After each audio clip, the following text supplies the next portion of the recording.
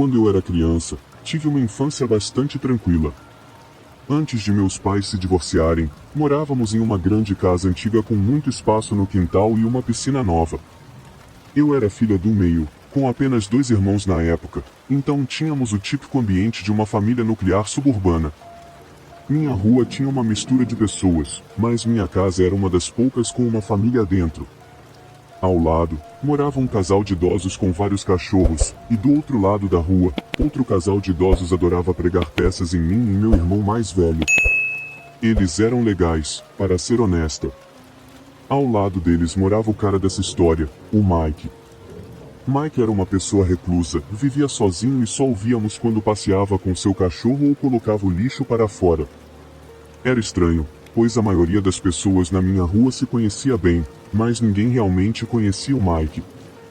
Raramente eu via com as luzes acesas em sua casa, e segundo meu irmão mais velho, ele quase nunca saía, ao contrário de todos os outros na nossa rua. Não é como se ele não estivesse em casa, pois seu Jeep Wrangler muito bonito sempre estava estacionado na pequena garagem, a menos que estivesse no trabalho. Uma noite, eu estava na sala de jantar com meus pais, jogando algum tipo de jogo de tabuleiro. Houve uma batida na porta. Como nosso bairro não era perigoso, meus pais geralmente deixavam a porta destrancada até irem para a cama e raramente recusavam abrir a porta para alguém. Meu pai percebeu que era o Mike e imediatamente abriu a porta, sendo um vizinho amigável e o convidando para tomar uma cerveja, mesmo que nunca tivéssemos socializado com ele antes. Mike sentou-se e lembro-me de estar super tímido e desconfortável porque, honestamente, esse cara sempre me deu arrepios. Ele começou a dizer aos meus pais que sabia que minha mãe trabalhava em uma empresa de reformas de casas, o que não era estranho, já que o carro da empresa dela estava sempre estacionado em nossa garagem, com um logotipo bem visível. Ele queria saber os preços, etc. Minha mãe começou a dar a ele o discurso de vendas. Eu fiquei entediada com a conversa de adultos e fui assistir meu irmão jogar algum jogo de skate do Tony Hawk no Xbox. Mike acabou ficando por cerca de 1 hora e saiu com um aperto de mão amigável e um agradecimento pela cerveja. Depois que fecharam a porta, meus pais trocaram olhares confusos. Meu pai comentou que foi super aleatório e que o cara tinha uma vibe estranha. Mas ambos, ele e minha mãe, passaram isso como sendo apenas uma pessoa solitária sem muitas habilidades sociais. Após esse encontro, minha mãe começou a ver o Mike em todos os lugares, o tempo todo. Isso foi um grande contraste com antes, quando quase nunca o víamos em lugar nenhum além de sua casa ou passeando com o cachorro. Não era como quando você compra um carro novo e de repente vê carros iguais ao seu por toda parte. Eu morava em uma comunidade muito unida em uma cidade pequena, onde é difícil sair sem ver alguém que você conhece, e todos eram sempre super amigáveis e diziam oi, mesmo que não se conhecessem bem. O ponto é que, se minha mãe tivesse visto o Mike em público antes, ela se lembraria. Começou com ela o vendo em lugares comuns, como supermercado, Target, postos de gasolina ou nas ocasionais idas ao banco. Mas com o passar das semanas, ela notou que toda vez que saía da nossa garagem para ir a algum lugar, seu Jeep vermelho logo a seguia. Ele esperava ela sair e então simplesmente pulava no carro e a seguia. Ela até o viu no estacionamento do trabalho uma vez, ela sabia que era ele pelos adesivos do para-choque. As coisas ficaram realmente estranhas quando ele começou a se aproximar dela enquanto ela fumava no pátio ou apenas ficava lá lendo. Eles tinham conversas muito desconfortáveis, daquelas em que a pessoa com quem você está falando é tão socialmente desajeitada que é fisicamente doloroso conversar, e você só quer que ela vá embora. Isso acontecia cerca de 2 vezes por semana, e minha mãe estava começando a ficar realmente preocupada com seu comportamento. Acho que ela teve um ponto de ruptura quando, um dia, estava na academia e ele apareceu. Ele já havia seguido lá antes, e ela sempre o via usando uma das máquinas atrás dela, sentindo olhando para ela o tempo todo. Desta vez, ele apareceu cerca de 45 minutos depois de sua rotina normal de 1 hora, se posicionou na máquina atrás dela e ficou lá até ela terminar. Quando ela estava saindo, ele saiu também, apenas 15 minutos após o início de seu próprio treino. Ela decidiu tomar um caminho super estranho e longo para casa, só para confirmar suas suspeitas de que ele estava seguindo, e, com certeza, ele estava atrás dela o tempo todo. Ela estava cansada disso. Voltou para casa super assustado e contou ao meu pai que, na próxima vez que ele fizesse isso, ela o confrontaria e esperava assustá-lo para longe. Algumas semanas depois desse incidente, as coisas quase voltaram ao normal. Minha mãe começou a pensar que ele havia desistido ou percebido que estava sendo um total estranho. Uma noite, acordei tarde para tomar água na cozinha. Deve ter sido meia-noite, muito tarde para uma criança de 10 anos, porque meus pais estavam dormindo e a única luz acesa era uma pequena lâmpada que tínhamos em cima do piano na sala de jantar. Para ir do meu quarto até a cozinha, eu tinha que passar pela sala de jantar, a mesma que dava para nossa varanda da frente e tinha vista para a casa do Mike, do outro lado da rua. Devo mencionar que havia uma enorme janela de baía do lado da sala de jantar que dava para a rua. Enquanto eu passava pela sala de jantar, olhei para a esquerda apenas para dar uma espiada lá fora. O que vi, nunca vou esquecer. Era o Mike, sentado na nossa varanda em uma de nossas cadeiras, olhando para minha casa através da enorme janela de baía. Nós nos vimos ao mesmo tempo, seus olhos se arregalaram e ele pulou e saiu correndo de volta para sua casa. Eu estava tão aterrorizada que nunca contei aos meus pais. Eu sei que foi bobo, mas eu tinha apenas 10 anos e tinha medo de que meus pais não acreditassem em mim, ou pior ainda, que meu pai fosse até lá e realmente machucasse o Mike. Eu fiz o meu melhor para esquecer isso. Depois disso, ele nunca mais incomodou minha mãe. Meus pais acabaram se divorciando cerca de 2 anos depois e nos mudamos daquela casa. Ele nunca reformou sua casa, mesmo que eu não moro mais lá, espero nunca mais ver o Mike novamente. Isso aconteceu há alguns anos, quando eu estava na 8ª ou 9ª série. Eu tinha 2 amigos, que vou chamar de Matt e Amy. Amy tinha desenvolvido um interesse extremo por Matt, muito extremo mesmo. Ela atacava qualquer pessoa que se aproximasse de Matt, fosse por acaso ou não. Não sei se era apenas uma paixão obsessiva ou algo assim, mas isso realmente deixava todo o nosso grupo de amigos desconfortável. Matt era um cara legal, então ele não a julgava por isso, mas sempre comentava sobre o quanto ficava incomodado quando ela ficava na defensiva por causa dele. Menos de 1 ano depois de Matt e Amy se conhecerem, as coisas ficaram estranhas. Quando eu estava com eles, percebia que Amy me encarava se eu chegasse perto demais de Matt, ou até mesmo tocasse. Nesse período, eu estava começando a perceber que era lésbica, então obviamente não tinha atração romântica alguma por Matt, e definitivamente não flertava com ele. Então, contei isso para Matt, e ele me disse que também estava incomodado com o jeito que ela agia não só com ele, mas com todos os outros, inclusive seus amigos homens, que eram claramente heterossexuais. Eu e Matt começamos a evitar Amy e não a convidávamos tanto para sair, na esperança de que ela desistisse e fosse embora ou algo do tipo. Foi realmente uma decisão boba da nossa parte, éramos só uns adolescentes de 13 anos e não sabíamos como ter conversas sérias. Poucas semanas depois de começarmos a evitá-la, comecei a receber muitos e-mails de sites inapropriados na minha conta de e-mail da escola. Isso me deixou em pânico, porque usava esse e-mail para todas as coisas relacionadas à escola, como abrir apresentações. No final, criei um novo e-mail só para coisas da escola, o que foi um grande incômodo porque tive que transferir todos os arquivos. Nada aconteceu por um tempo, mas depois comecei a receber ameaças anônimas e mensagens realmente inapropriadas na minha caixa de entrada do Facebook. Isso pode não parecer tão ruim, mas eu tinha 13 anos e uma das mensagens falava sobre matar brutalmente meus animais de estimação, descrevendo como invadir meu quintal. Foi super assustador, e contei isso para Matt. Ele disse que também estava recebendo mensagens estranhas. No começo, enviaram poemas de amor, músicas e histórias sobre ele. Ele disse para a pessoa parar ou ele chamaria a polícia, mas era blefe. Parou por um tempo, mas depois começaram de novo, dessa vez com ameaças de se machucar e fotos de automutilação. Ambos estávamos muito assustados com isso, mas éramos burros demais para contar aos pais porque achávamos que íamos nos meter em encrenca, como é típico de crianças. Essas coisas online continuaram por alguns meses e foram ficando cada vez mais insanas.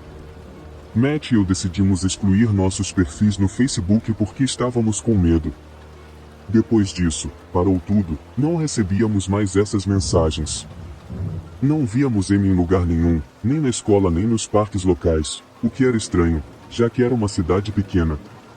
Um dia, Matt e eu combinamos de nos encontrar depois da escola e íamos caminhar até a casa dele.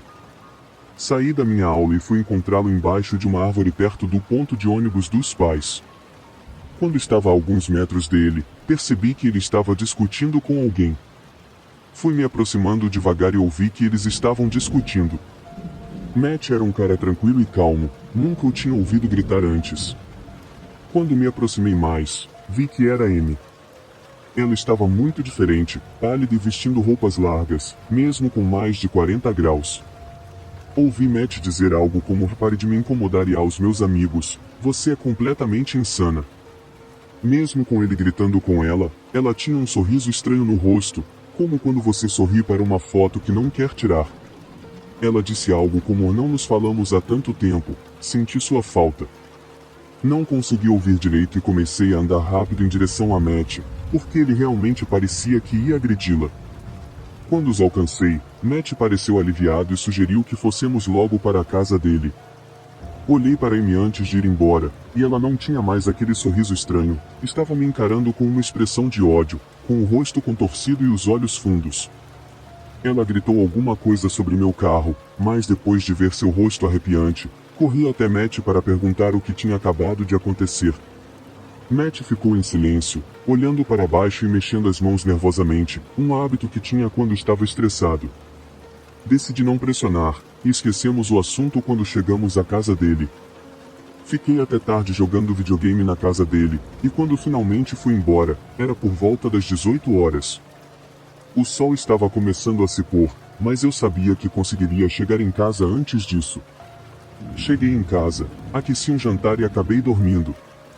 Quando acordei na manhã seguinte, percebi que minha gata não estava na minha cama. Isso era muito estranho, porque ela sempre dormia comigo. Pensei que talvez ela estivesse comendo ou algo assim, então fui verificar o prato dela, mas o jantar da noite anterior ainda estava lá, intocado. Tive um pressentimento ruim, que tentei ignorar, mas não conseguia me livrar. Meus pais estavam ou dormindo ou no trabalho, então fiz meu almoço, tomei café da manhã e fui andando 5 minutos até o ponto do ônibus. A escola foi tranquila, exceto que Matt parecia muito distraído depois da minha aula de álgebra. Ele disse que precisava conversar comigo depois da escola e sugeriu nos encontrarmos debaixo daquela árvore novamente. Fiquei meio estranhada, mas concordei. Também perguntei a ele se tinha visto minha gata, porque ela costumava andar pelo bairro. Ele ficou pálido e ignorou o assunto, o que me deixou irritada por ele não ter levado a sério, e fui para minha próxima aula. A escola acabou, nos encontramos debaixo da árvore e ele disse que sabia onde minha gata estava. Eu estava começando a ficar realmente irritada porque tinha perguntado diretamente para ele antes e ele não tinha dito nada. Pedi para ele me contar onde ela estava, e ele parecia muito desconfortável. Ele pegou o iPod Touch e me mostrou uma foto horrível do rabo de um gato cortado, com uma coleira ensanguentada e uma nota. Comecei a chorar quando ele disse que encontrou isso na porta dos fundos da casa dele, e a nota dizia algo sobre Matt ter traído alguém e aquilo ser vingança. Matt disse que sentia muito, mas eu estava meio atordoada naquele momento. Só voltei a focar quando ele começou a falar sobre Amy, dizendo que ela devia estar por trás disso. Ele explicou a conversa que teve com ela antes e como descobriu que ela era a pessoa enviando coisas estranhas não só para ele, mas para outros amigos que aparentemente também estavam sendo perseguidos. Ele disse que me falava como se fosse a namorada de Matt e queria se vingar de mim. Lembrei que no dia em que fui à casa de Matt, ela mencionou algo sobre minha gata. Nesse ponto, estávamos os dois muito assustados. Voltamos para minha casa naquele dia e não conseguimos deixar de olhar pela janela procurando Amy. Uma semana depois, percebemos que não tínhamos visto Amy de novo. Perguntamos por aí se alguém mais tinha visto ela, e todos diziam que notaram que ela não estava mais lá, exceto uma garota que eu não conhecia bem. Ela disse que Amy tinha se mudado para outro estado. Ficamos surpresos com isso, mas ela disse que não sabia mais detalhes, só que Amy estava muito brava. A partir daí, todo o contato com Amy foi cortado, e nunca mais a vi. Mas Matt continuou recebendo cartas de amor assinadas por ninguém por mais um ano. Parei de falar com Matt, e acabamos nos afastando, então não sei se ele ainda estava recebendo as cartas. Tudo o que sei é que, se Amy ainda estiver por aí, ela deve estar preparada, porque eu estou vindo atrás dela. Vou tentar ao máximo manter o anonimato da minha localização, já que isso aconteceu na minha pequena cidade natal. No entanto, vou incluir todos os detalhes importantes. Quando eu tinha 15 anos, consegui meu primeiro emprego de verdade em um restaurante local. Trabalhei lá até os 17 anos. Eu era amiga íntima de uma das gerentes assistentes, que era como uma segunda mãe para mim, e ela sempre cuidava bem de mim nesse lugar. O restaurante onde eu trabalhava tinha a reputação de ser um pouco decadente, mas atraía muitos moradores locais, frequentadores regulares e pessoas de fora da cidade, então estávamos relativamente ocupados todas as noites. Tive minha cota de experiências com homens mais velhos e assustadores dando em cima de mim durante os anos em que trabalhei lá. Normalmente, eram turistas que passavam apenas uma noite, mas havia alguns regulares dos quais eu tinha que me manter afastada. No entanto, esta história não é sobre eles, mas sim sobre um dos meus colegas de trabalho. Se você sabe algo sobre a indústria de serviços ou já trabalhou nela, sabe que os supervisores nem sempre contratam as melhores pessoas para trabalhar na cozinha, em preparo de alimentos, lavadores de pratos, etc. Geralmente, essas pessoas não têm o melhor passado, mas estão dispostas a trabalhar por pouco, então são contratadas mesmo assim. O restaurante onde eu trabalhava normalmente não fazia verificações de antecedentes antes de contratar, então a cozinha estava basicamente cheia de homens de meia idade e pervertidos que me faziam sentir desconfortável de vez em quando. Aprendi a lidar com isso. No último verão em que trabalhei lá, contrataram um cara chamado Nick. Lembre-se de que eu tinha apenas 1,57 metros, e na época em que o contrataram, eu tinha apenas 16 anos. Nick tinha cerca de 2 metros de altura, era todo musculoso e tinha um rosto que mostrava imediatamente que ele não era alguém que você gostaria de encontrar em um beco escuro. Ele provavelmente estava na casa dos 30 anos, mas as drogas faziam com que seu rosto parecesse muito mais envelhecido. Aparentemente, ele tinha um passado ruim com drogas, evidenciado por sua aparência sempre desgastada, e havia participado de uma liga subterrânea de MMA antes de ser contratado. Basicamente, assim que o vi, soube que ele era alguém que eu não queria conhecer. Avançando algumas semanas, as coisas começaram a ficar inevitavelmente estranhas com ele. Eu era uma das únicas mulheres que trabalhava lá e não tinha pelo menos 30 anos. Era obrigada a usar calças de garçonete, que destacavam minha figura, o que atraía a atenção dos solitários viciados em drogas que trabalhavam lá. Eventualmente, Nick seguiu o exemplo deles. Tudo começou com olhares prolongados e ameaçadores. Depois, ele começou a me seguir até os quartos dos fundos apenas para me olhar, sem dizer uma palavra, mas dando um sorriso estranho quando eu me virava e notava a sua presença. Isso continuou por cerca de um mês até que ele realmente começou a ganhar confiança. Ele se aproximava por trás enquanto eu estava sozinho e sussurrava coisas extremamente inapropriadas no meu ouvido, rindo quando eu mandava ele me deixar em paz. E, antes que você pergunte, sim, eu contei ao meu gerente, mas o único que me levou a sério foi aquele que me contratou, e ela não era responsável pelos funcionários da cozinha. Então, basicamente, qualquer coisa que ela dissesse para eles, eles não precisavam ouvir, porque não estavam sob sua supervisão. O gerente que era considerado o chefe deles era um dos que me assediavam também. Esse gerente até inventou um apelido para mim, aludindo ao meu traseiro, não vou repetir, mas saiba que era nojento. Nesse ponto, eu estava sem esperanças. Precisava do emprego e do dinheiro, pois tinha 7 irmãos e queria me sustentar o máximo possível. Este era o único lugar próximo o suficiente da minha casa para que meus pais pudessem me levar de carro, já que eu ainda não dirigia. À medida que os meses passavam, Nick se tornava cada vez mais obcecado por mim. Meus amigos do trabalho me contavam que ele sempre fazia perguntas pessoais sobre mim, como onde eu estudava, se eu tinha namorado e até onde era minha casa, porque ele sabia que eu morava perto do restaurante. Eu costumava me trocar no trabalho antes de sair, se tivesse planos depois, e uma vez encontrei minha bolsa remexida, e a única coisa que faltava era um dos meus sutiãs, que eu planejava usar naquela noite. Só posso supor que foi Nick quem pegou. Meu ponto de ruptura finalmente aconteceu quando ele me apalpou enquanto eu alcançava uma prateleira alta. Imediatamente comecei a chorar e fui até meu melhor amigo, que concordou que isso já era demais. Sempre fui vista como a irmãzinha de todos ali. A maioria dos homens mais velhos que trabalhavam como garçons ou recepcionistas me protegia dos pervertidos, e se alguém mexesse comigo, eles se manifestavam. Basicamente, Kai xingou Nick e disse para ele me deixar em paz. A partir de então, eu não entrava na cozinha sem Kai ou outro colega do sexo masculino comigo. Isso fez com que Nick perdesse o interesse em mim, ou pelo menos era o que eu pensava. Eu também deveria mencionar a situação que me fez temer Nick tanto quanto eu temo hoje. Algumas semanas antes de eu pedir demissão, estava trabalhando no turno de fechamento. Estavam comigo Kai, a gerente amiga da família, alguns outros caras e Nick. Nossa gerente, a mulher mais doce do mundo, sempre viu o melhor nas pessoas, então, nas últimas semanas, ela havia dado pequenas quantias de dinheiro a Nick para pagar o ônibus, supostamente. Mas naquela noite ela finalmente disse a ele que tinha que parar de dar dinheiro porque sabia que ele provavelmente estava comprando drogas e ela poderia perder o emprego. Nick ficou completamente fora de si. Começou a gritar e a se aproximar dela, chamando-a de nomes horríveis e jogando papéis e qualquer outra coisa que encontrasse na mesa dela. Ouvi a confusão do quarto ao lado e saí justo quando Nick abriu a porta do escritório em um ataque de raiva.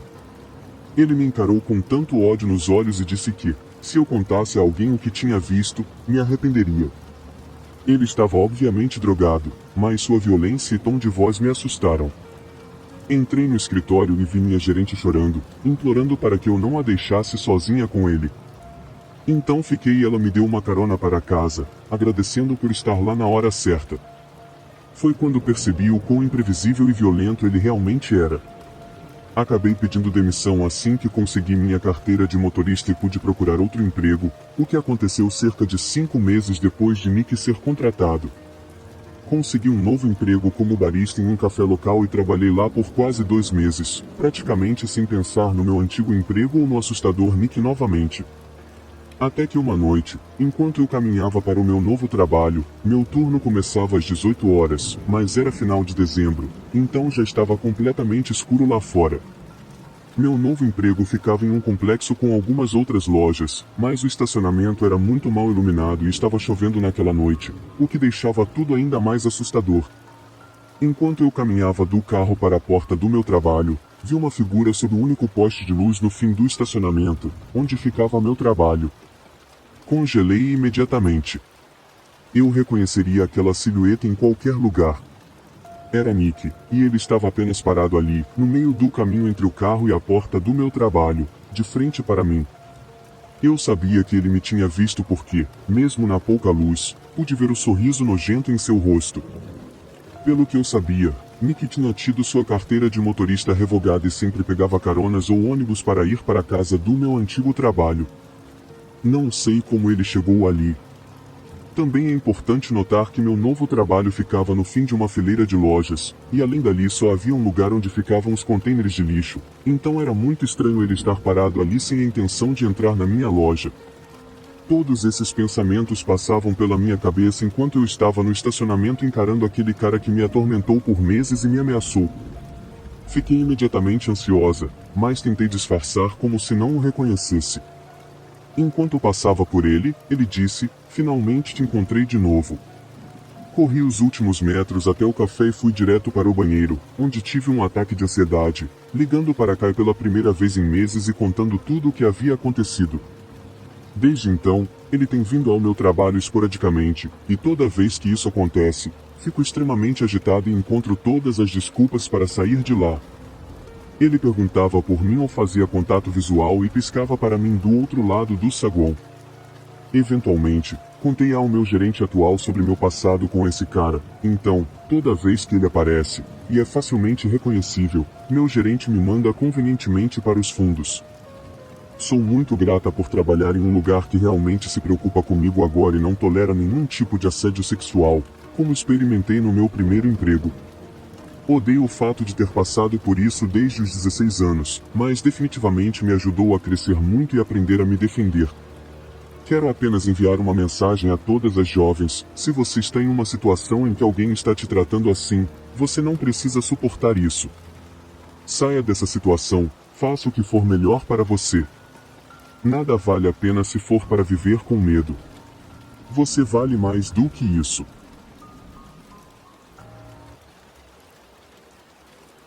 Olá, criatura assustada. Aqui quem vos fala é a voz da sua consciência. Vamos fazer um pacto macabro. Você terá vídeos de suspense e terror todos os dias. Mas em troca preciso que faça 3 coisas. Primeiro, se inscreva em nosso canal.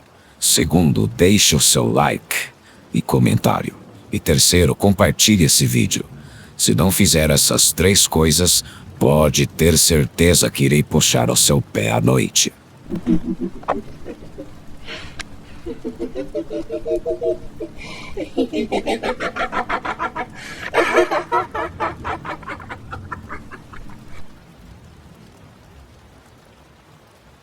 Eu trabalhei em alguns empregos temporários na vida. Meu primeiro trabalho foi aos 16 anos, durante as férias de verão, em uma fazenda de laticínios. Eu absolutamente odiava estar lá, o que tornou mais difícil para mim encontrar motivação para procurar trabalho novamente quando chegasse a hora.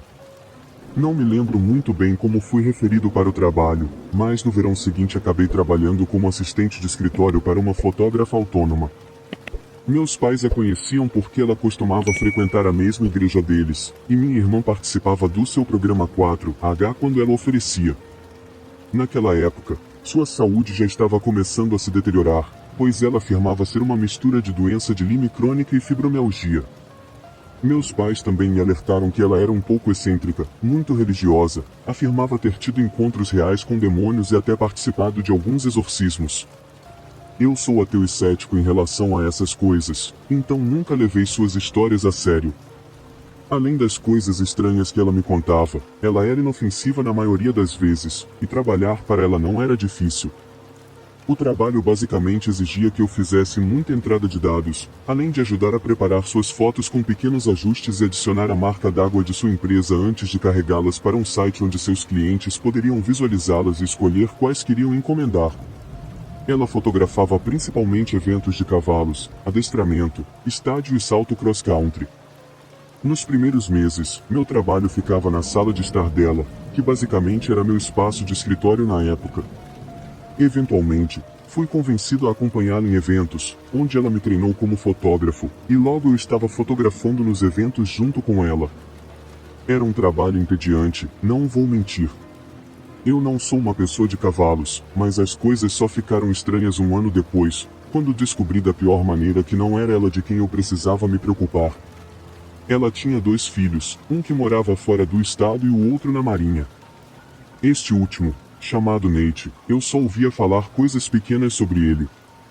Ele estava em algum lugar do espectro autista, mas ela nunca foi clara sobre seu diagnóstico exato. Ela acreditava firmemente que ele tinha sido lesionado por vacinas e que todas as suas peculiaridades podiam ser rastreadas até isso. Quando ele finalmente voltou para casa, o conheci pela primeira vez enquanto trabalhava na sala de estar dela. Ele parecia um cara legal, um pouco estranho, mas não preocupante. Ele era obcecado por filmes, e sendo um pouco cinéfilo eu mesmo, sempre que ele aparecia na sala de estar, começávamos uma conversa sobre os filmes que gostávamos ou estávamos ansiosos para ver. Devo ressaltar que eu tinha apenas 18 anos na época e ele estava na casa dos 30 anos. Em algum momento, ele ficou com a ideia de que eu estava interessada nele, embora nunca tenha dito nada diretamente para mim. Eu descobri isso através dos meus pais. Minha mãe trabalhava como secretária na igreja dela, e Nate sabia disso. Posso apenas supor que minha chefe havia contado para ele. Uma tarde, Nate apareceu na mesa da minha mãe e começou a elogiar-me, dizendo quanto eu era divertida, como ele adorava conversar comigo, como planejava me levar ao cinema e à sua igreja, e todos esses outros planos que ele tinha para mim. Minha mãe ficou extremamente desconfortável, assim como o pastor que ouviu a conversa. Quando cheguei em casa naquela noite, ela me contou o que tinha acontecido e sugeriu que eu tomasse cuidado para não encorajá-lo. Fiquei completamente atordoada, porque eu não tinha feito nada. Nós nem sequer discutimos a possibilidade de fazer algo juntos. Fiquei ainda mais desconfortável ao redor dele quando ouvi uma conversa entre ele e minha chefe na sala ao lado. Ele estava falando sobre sua experiência na marinha enquanto ela discutia os perigos do Islã. Em um momento, ele disse, com um tom completamente sério, se dependesse de mim, eu apenas atiraria e mataria qualquer muçulmano que encontrasse. Problema resolvido. Minha chefe simplesmente riu do comentário como se fosse algo sem importância, mas algo no tom dele realmente me deu arrepios. Eu fiz um esforço para ignorá-lo mais quando ele estava por perto e manter as conversas curtas, enfatizando que eu tinha trabalho para fazer. Eventualmente, ele conseguiu seu próprio lugar e saiu da casa dos pais, então eu achei que o problema estava resolvido. Um par de anos depois, eu tinha me mudado e a empresa da minha chefe tinha fechado, e eu estava trabalhando em um lugar novo. Eu era amiga tanto da minha chefe quanto de Nate no Facebook, e por volta dessa época eu finalmente estava me assumindo como ateia, algo que eu não podia fazer quando ainda morava em casa. Uma noite, minha ex-chefe me mandou uma mensagem perguntando sobre um anel que eu tinha no dedo. Era um anel preto com uma estrela branca sólida no meio de um círculo preto. Já sabendo onde ela queria chegar com isso, eu disse a ela que era apenas um anel. Ela começou a me acusar de ser uma bruxa e promover Satanás, simplesmente porque ela não sabia o que era um pentáculo. Eu tentei várias vezes explicar para ela que aquilo não era o símbolo e que o paganismo não tem nada a ver com Satanás de qualquer maneira, mas ela se recusou a ouvir. Isso era típico do comportamento dela e não valia a pena discutir. Na manhã seguinte entendi. Vou reescrever o texto, adicionando pontuação e traduzindo para o português brasileiro. Eu tinha uma mensagem de Nate me dizendo que eu precisava ir à igreja com ele. Eu disse não, e as mensagens que recebi em resposta foram ficando gradualmente mais irritadas. Ele passou de pedir para exigir que eu fosse com ele. Disse que eu estava perdido e que não encontraria as respostas que precisava vivendo da maneira que estava. Ele chegou a dizer abertamente que achava nojento eu estar usando um pentagrama e que estava me abrindo para possíveis possessões. Sabendo que discutir com ele seria inútil, assim como era com sua mãe, eu o bloqueei, assim como a ela, decidindo que estava acabado com os dois. Então, ele começou a aparecer no meu local de trabalho. Ele sempre vasculhava a loja até me encontrar e, uma vez que me encontrava, me encurralava e não parava de falar comigo, não importava quantas vezes eu tentasse escapar ou dissesse que precisava voltar ao trabalho. Eventualmente, os gerentes perceberam e começaram a interceptá-lo sempre que ele aparecia. Como não estava ganhando o suficiente para pagar o aluguel com aquele trabalho, tive que arrumar um segundo emprego em outra cidade. Dentro de uma semana do meu segundo emprego, ele apareceu lá também. Dessa vez, contei aos gerentes quem ele era e, a partir daí, sempre que ele aparecia, eu podia me esconder nos fundos, atrás de uma porta trancada, enquanto eles cuidavam para que ele saísse rapidamente. Durante um desses encontros, enquanto eu estava escondida, um dos gerentes estava lá comigo, lançando os horários dos funcionários no computador, quando ambos ouvimos os gritos de Nate na nossa direção. Aquilo foi a gota d'água para eles, que lhe disseram que ele não era mais bem-vindo ali. Ele parou de aparecer no meu outro emprego também, o que foi um alívio. Avançando alguns anos, eu estava me acostumando a não precisar olhar por cima do ombro a cada turno ou verificar o estacionamento em busca do caminhão dele. Mas, um dia, ele reapareceu. Estava olhando uma sessão enquanto eu passava e me viu, ficando com uma expressão de susto.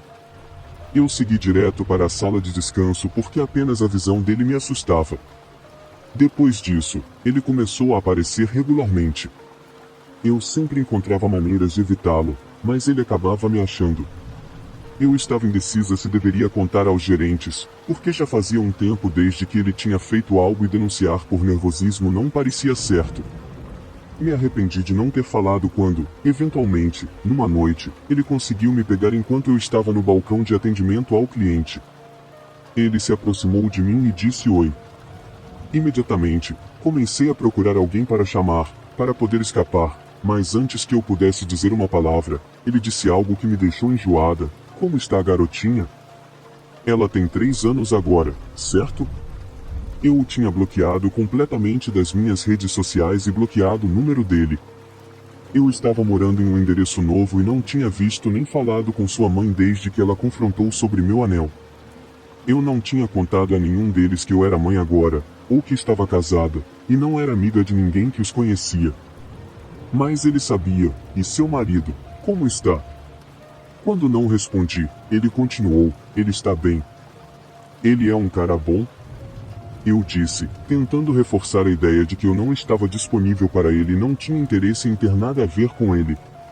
Ele está bem, eu disse. Ele é um cara bom. Onde ele trabalha agora? Nesse ponto, senti que ia desmaiar. Felizmente, outro funcionário se aproximou para pegar alguns produtos, e eu saí de lá o mais rápido possível.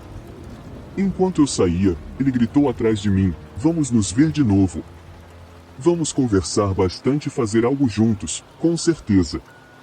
Eu o denunciei aos gerentes, contando tudo sobre o encontro, inclusive todas as informações que ele tinha sobre mim e minha família, que ele não deveria ter. Eles conseguiram pegar imagens dele nas câmeras de segurança. Não ouvi mais nada, então acho que algum deles finalmente o abordou, porque não o vi desde então. Isso tem se arrastado por 10 anos, e eu queria que acabasse de uma vez por todas. Se ele aparecer novamente, vou chamar a polícia. Estou seriamente esperando que isso nunca seja necessário. Só quero que ele pare. Há alguns anos atrás, eu passava a maior parte do meu tempo andando de skate. Não tinha muitos amigos com quem pudesse andar de skate, então sempre estava à procura de novos amigos para isso. Havia um cara muito amigável no parque de skate que parecia muito motivado a fazer novas amizades e formar uma espécie de equipe de skate. Ele estava determinado a conseguir vídeos e fotos de skate para postar nas redes sociais. Nos demos bem e ele era muito amigável, então pensei por que não fazer uma rede de contatos com um novo amigo para andar de skate. Dei a ele meu número e ele parecia perfeitamente normal no começo.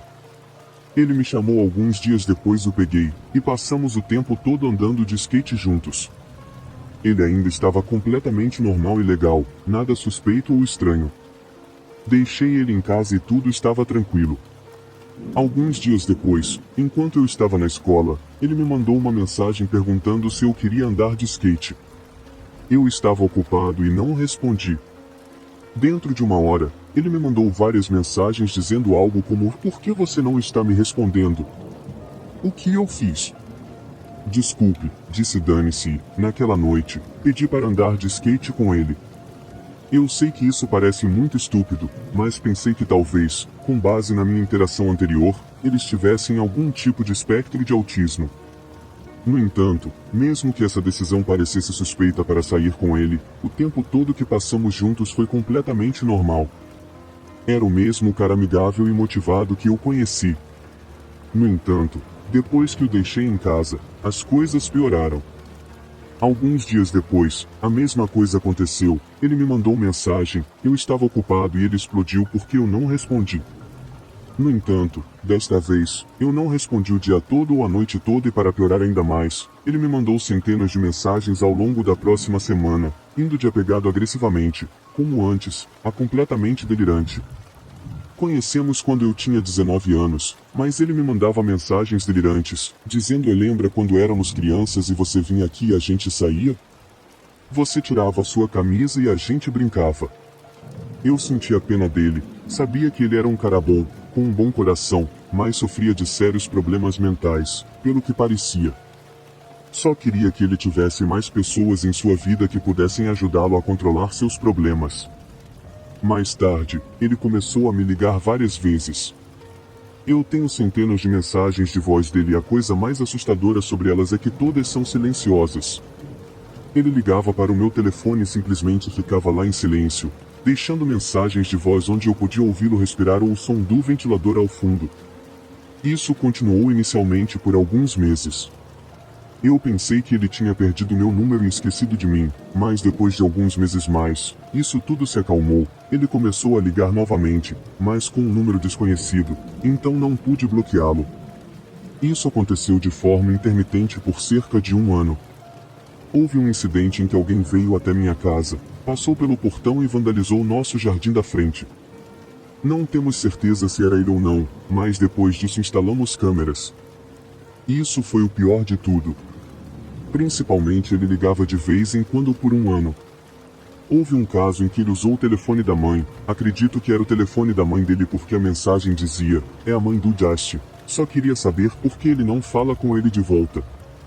Antes de começar a ligar de novo com um número desconhecido, respondi a mensagem perguntando se o Just estava bem e dizendo que ele precisava de ajuda. Então ele me mandou mensagem do próprio telefone dizendo, não incomode minha mãe. Isso se acalmou cerca de um ano atrás.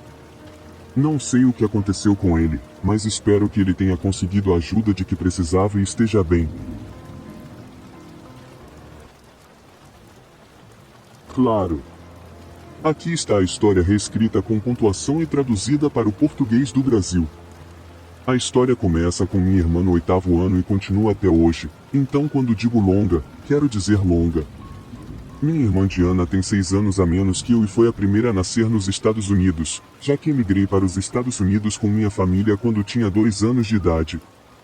Quando ela estava no 8º ano, eu estava na faculdade, mas devido à proximidade da minha família, não era incomum eu visitá-los frequentemente e conversar por telefone.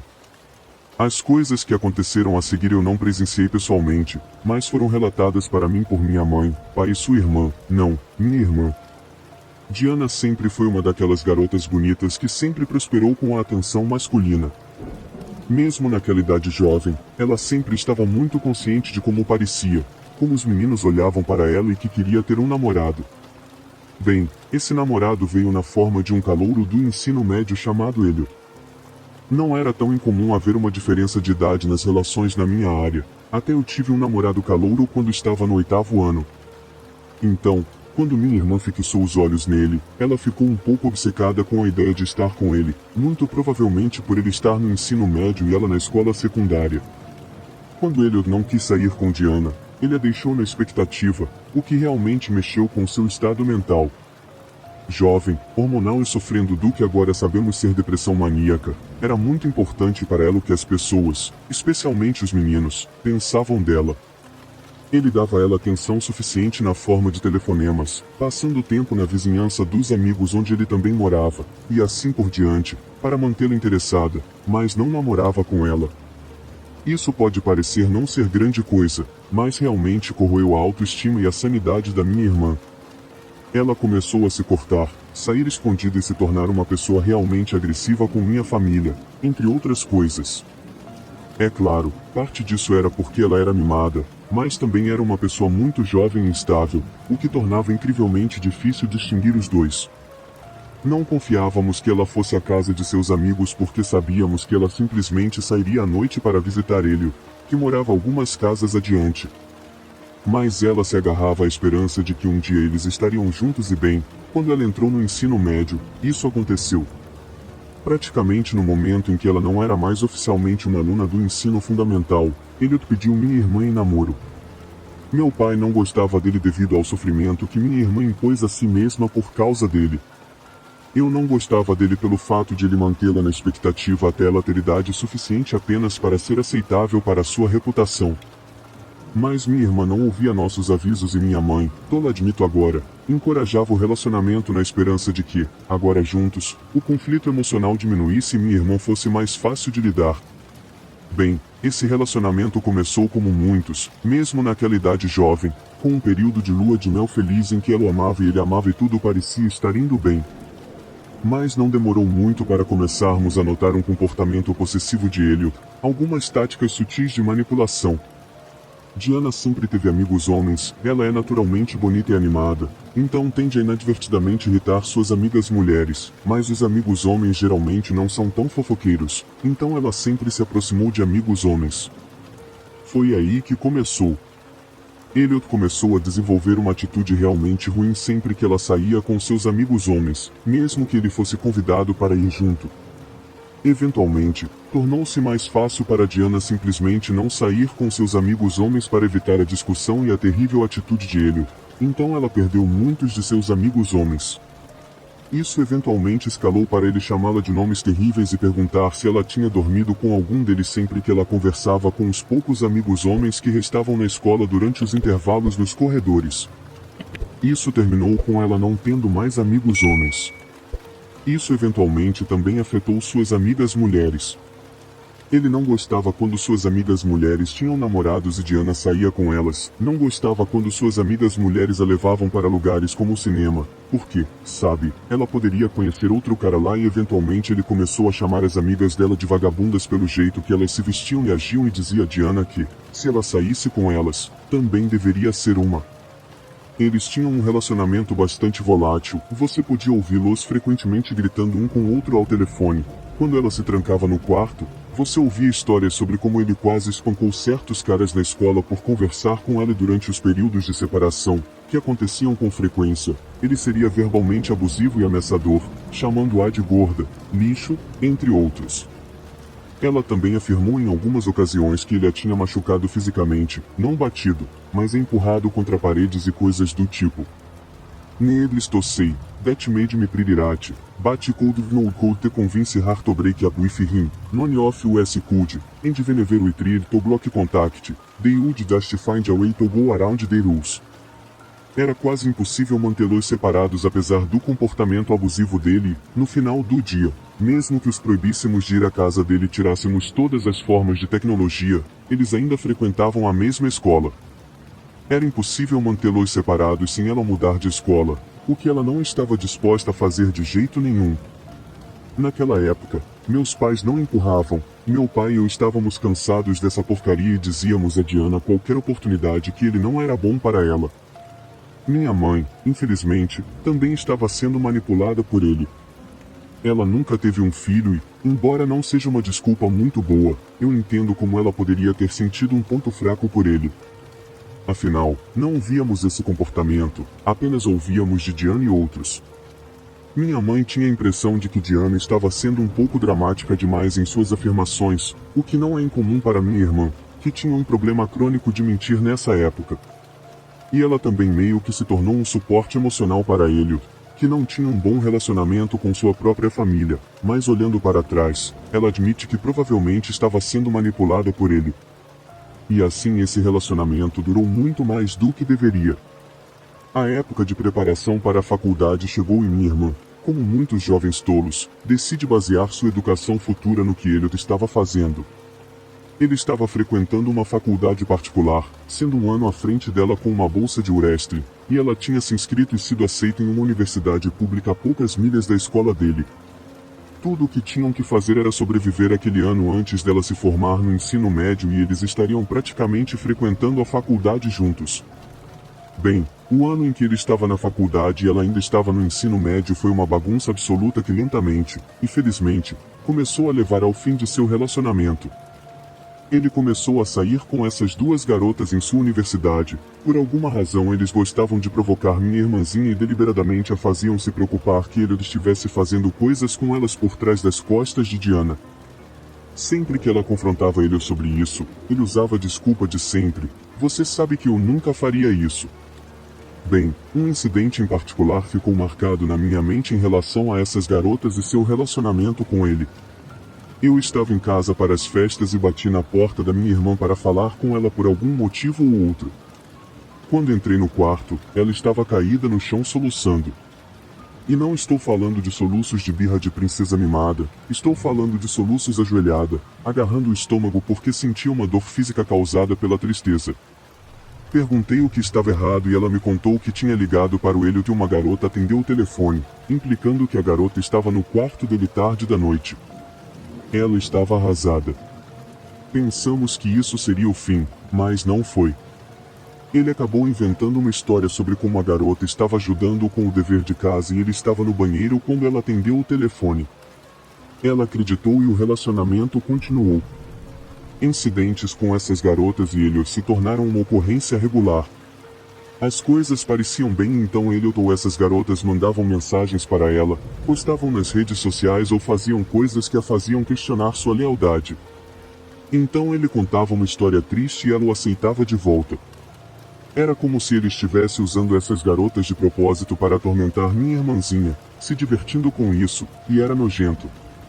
Acabamos apresentando todas as evidências ao treinador de futebol das garotas que estavam perseguindo minha irmã, já que elas tinham uma bolsa de estudos esportiva na escola, só para ver se conseguíamos acabar com isso. Bem, em relação às garotas, o treinador ameaçou expulsá-las do time e retirar a bolsa de estudos esportiva, porque obviamente assediar uma estudante do ensino médio não é muito esportivo. Por volta dessa época, Diana terminou com o Elliot e por um tempo parecia que tinha acabado. Bem, manipuladores raramente deixam as coisas irem, então não demorou muito para ele entrar em contato com ela, implorando para que voltasse. Ele até largou a faculdade e voltou para a cidade natal dela para provar que não queria mais nada com aquelas garotas. Mas não era realmente a mesma coisa, não para Diana. Eles ficaram juntos por um tempo, terminando e voltando várias vezes, e nós testemunhamos mais da terrível natureza possessiva dele. Até que ela foi para a faculdade. Meus pais não iam deixá-la largar a faculdade só porque o Elliot decidiu desistir e voltar para a cidade dela. Então ela foi para a faculdade e ele, nessa época, se alistou no Corpo de Fuzileiros Navais dos Estados Unidos. Não tenho certeza do porquê ele fez isso, porque durante toda a adolescência dele ele sempre quis manter a Diana por perto, e ser enviado para longe não é uma boa maneira de fazer isso. Mas posso apenas supor que foi para prender minha irmã em um estado longe de sua família, porque enquanto minha mãe ainda estava, por algum motivo, apaixonada por esse garoto, meu pai e eu odiávamos, e tenho certeza de que ele sabia disso. Não estou brincando sobre o quanto nós o odiamos. Como exemplo, minha irmã perguntou ao meu pai se ele daria sua bênção se eles se casassem, e meu pai disse que nem mesmo iria ao casamento. De qualquer forma, ela foi para a faculdade e ele estava nos fuzileiros navais, e então as coisas ficaram realmente sérias. Enquanto Diana estava na faculdade e experimentava essa liberdade social que nunca tinha tido antes, ela realmente podia ir a festas, sair com amigos e estar perto de homens que, embora imaturos, não eram completos idiotas e realmente sabiam como respeitar as mulheres. Ele não gostou disso, e seus textos e abusos verbais se tornaram mais frequentes. Mas ela não parou. Quero dizer, como ele poderia impor algo estando tão longe, na Califórnia? Bem, ela decidiu visitá-lo durante esse tempo, e tenho que dizer que ele surpreendeu minha irmã ao voltar. Eu estava quase certo de que ele ou pediria em casamento ou a prejudicaria de alguma forma para evitar que ela voltasse. Ele realmente pediu para ela se casar com ele, mas ela disse que queria esperar até que ele terminasse seu alistamento, já que ela não queria se mudar do seu estado natal. Bem, ela voltou para nós em bom espírito, apesar de ter recusado a proposta dele, eles tinham se divertido. Bem, aparentemente, isso não caiu bem para ele, porque seu assédio a ela se tornou absolutamente insano depois disso. Existe essa coisa chamada baile dos fuzileiros navais, onde os soldados levam alguém especial para um grande evento de dança, tipo baile, mas em esteroides. Diana queria ir, mas mamãe disse não, e ela já tinha pago pela primeira viagem mencionada anteriormente, então minha irmã teve que dizer não. Bem, ele acabou levando outra mulher ao invés de ir sozinho, como qualquer outro homem decente e apaixonado faria, e postou os eventos da noite em detalhes vergonhosos nas redes sociais. Não preciso dizer que isso destruiu minha irmã, e foi finalmente a gota d'água para ela. Eles terminaram, ele estava na Califórnia, ela estava em casa conosco, e finalmente pensamos que acabou. Mas é claro que não estava. Após a separação, minha irmã entrou em autodestruição total. Ela parou de ir às aulas na faculdade, saía para festas o tempo todo, e esgotou o dinheiro economizado para emergências. E algo realmente ruim aconteceu, e não entrarei nos detalhes macabros porque mesmo no anonimato, não é da minha conta divulgar esses detalhes e me revolta pensar nisso. Mas basicamente, em uma das festas, ela foi drogada, e você pode imaginar como as coisas se desenrolaram a partir daí. Ela escondeu isso de mim por anos, mas minha mãe sabia, e o Elliot também sabia. Ele tinha estado tentando bastante, posso dizer, para tê-la de volta desde que terminaram. Então, em um estado de total devastação e insegurança mental, ela contou a ele, provavelmente na esperança de que ele a confortasse e dissesse que a amava e coisas do tipo, coisas que caras que realmente se importam fariam. Bem, ele não fez isso. Em vez disso, a chamou e disse que ela provavelmente tinha pedido por isso, que foi culpa dela de alguma forma, e que ela provavelmente mentiu sobre isso e o fez de forma consensual. Obviamente, isso a afetou mentalmente. Uma das pessoas no mundo que ela mais amava, apesar do inferno que ele tinha colocado ela todos esses anos, jogou sua tragédia de volta na cara dela e disse que era culpa dela. Que tipo de homem faz isso? Isso foi a gota d'água de verdade. Ela nunca mais falou com ele depois disso. O estrago já estava feito. Depois de passar pelo que passou, em relação a ter sido drogado e perder o homem que amava, mesmo que ele fosse um idiota, porque ele decidiu culpá-la, não deve ter sido fácil. Ela teve um tempo realmente difícil. Ainda estava profundamente apaixonada por ele, mas finalmente conseguiu ver que tipo de homem ele realmente era, um monstro. Infelizmente, ela acabou abandonando a faculdade. No entanto, alguns anos depois, ela conseguiu uma certificação em um ofício e agora está levando uma vida bastante bem-sucedida. Mas o comportamento assustador e o stalking não pararam. Em retaliação, Elliot casou com uma garota de 19 anos que parecia quase idêntica à minha irmã, um mês depois de conhecê-la, e conseguiu que ela engravidasse dentro de um mês. E em menos de um ano, ele tinha um filho e uma esposa, tudo apesar da minha irmã. E, acredite em mim, isso a machucou bastante. Diana pode finalmente ter encerrado um ciclo de manipulação e abuso, mas em algum lugar, bem lá no fundo, ela ainda amava aquele monstro de homem. Ele até mandou uma mensagem para ela dizendo que ia nomear sua filha em homenagem a ela, só para mexer com ela. Ele era um verdadeiro psicopata. Eu não sei que tipo de reação ele esperava com isso, mas não foi isso que ele conseguiu. Em vez disso, ela parou de responder a ele, o bloqueou nas redes sociais, bloqueou seu telefone, e assim por diante. Ele continuou ligando, mandando mensagens e tentando adicioná-la no Facebook e Twitter. Eventualmente, ela enviou uma mensagem para a esposa dele no Facebook contando o que ele vinha fazendo ao longo da história do relacionamento deles, de seu comportamento abusivo. A pobre mulher que ele enganou para se casar ainda está com ele, mas por um tempo o assédio parou. No entanto, não parou totalmente. Até hoje, ela recebe os piores tipos de mensagens de texto de serviços de números anônimos, dessa vez chamando-a por nomes terríveis, dizendo que ela pediu para que o que aconteceu fosse feito com ela, dizendo coisas extremamente vulgares sobre ela que eu nunca repetiria. De tempos em tempos, ela envia outra mensagem para a esposa dele tentando fazer isso parar, mas nesse ponto achamos que ele tem controle administrativo sobre a conta da esposa e de alguma forma consegue chegar e apagar essas mensagens antes que ela veja, ou então a esposa é tão insana quanto ele gosta de torturar minha irmã, mas sinceramente duvido disso. Acho que ela é apenas uma peça infeliz nesse ciclo horrível de abuso. Esse homem é perigoso. Os espancamentos não chegaram a acontecer com minha irmã, mas não duvido por um momento que, se minha irmã tivesse concordado com a proposta dele, estaria na Califórnia presa em casa com um filho aos 18 ou 19 anos em um relacionamento verbal e fisicamente abusivo, longe de toda a sua família. As coisas que ele enviou anonimamente para ela foram violentas, sexualmente e de outras formas.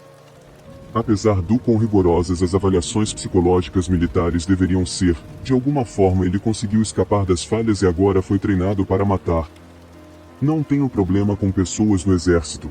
Respeito nossos membros em serviço ativo e nossos veteranos, mas esse homem é perigoso, obsessivo e agora treinado na arte de matar.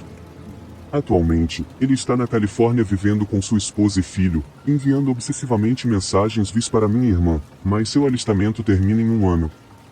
Se ele optar por não reenlistar, voltará ao nosso estado, à nossa cidade natal, a apenas 5 minutos de distância.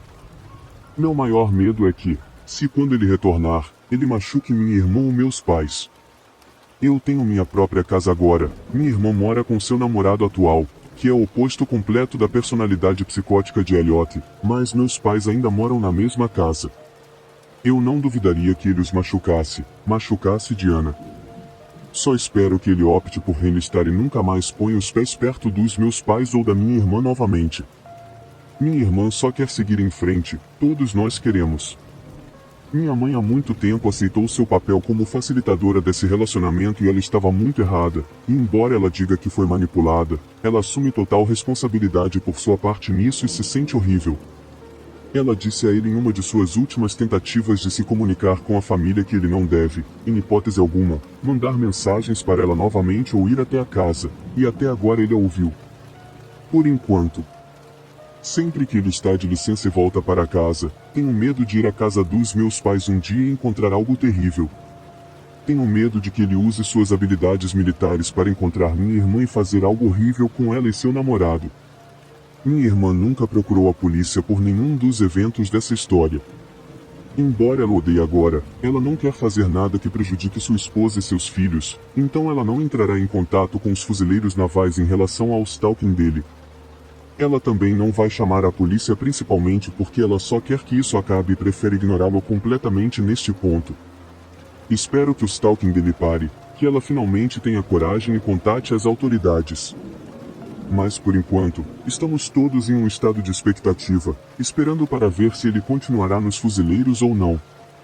Mas, Elliot, sei que é muito improvável que você ouça isso e reconheça a história como sendo sua, mas você é um homem muito doente. Sua inveja, abuso verbal, tendências de stalking e capacidade de abuso físico vão te colocar na prisão um dia. Só espero que não seja por machucar minha família, porque, Elliot, não vou deixar você escapar por ferir minha família. Melhor você ser aquele que espera que não nos encontremos novamente, porque se aparecer na casa dos meus pais, não hesitarei em chamar a polícia e me defender, a eles também. Olá, criatura assombrada. Ajude nosso canal a crescer. Por favor, comente. Diga se você já passou por alguma situação semelhante na sua vida. Algo semelhante a algum dos nossos relatos aqui de hoje. Teremos o prazer em lê-lo aqui. E por favor, não esqueça de compartilhar esse vídeo com seus amigos e familiares assombrados e assustados. E também peço que deixe o seu like e se inscreva em nosso canal. Isso é muito importante. Se você não fizer isso, já sabe, vou lançar uma maldição na sua vida.